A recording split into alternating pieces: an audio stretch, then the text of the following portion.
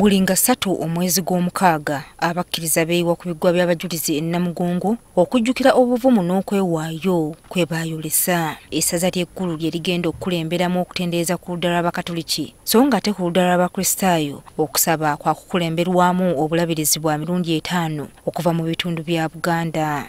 Entekateeka yokka ekolagana ne Episcopal Conference olukiiko lw'abasumba bonna aba Uganda. Tulina Mukono, tulina Luweero, tulina Mitiyana, tulina Central Buganda, Maddu Gomba, ne tubeera ne West Buganda oba Masaka. Abalamazi ab'enjawulo baatuuse dda ku bigwa by'abajulizi bino era nga balindirira lunaku mulindwa. Tulina bye twafunye okuva Apaaki, baatuuse olunaku lw'eggulu.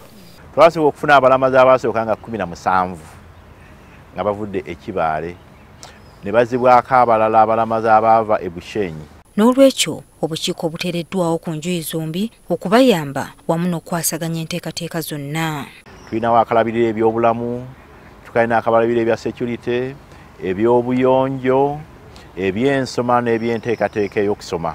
Chairman w'enkiiko ezo ye mulabirizi ow'Emitiyana, Right Reverend Samuel Stephen Kazimba awamu ne Honorable Nankabiro. Bino nga bigenda mu maaso n'omulimu gw'okuddaabiriza n'okutereeza ebigwa nagwo tegwerabiddwa.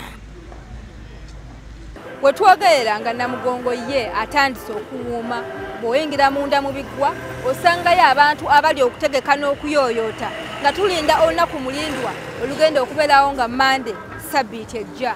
Kyokka bw'otuuka n'ebweru abantu abazze okwenogera ku nnusu nabo baatuuse dda mu bungi. Kino nno kiwayiriza ab'ebyokwerinda okukeerako okusobola okulaba nti buli muntu atuuka mu kifo kino afuna obukuumi obumumala. Poliisi yatuuse dda okuva wiiki ewedde. Yatuuse dda kubanga abalamazi we bali.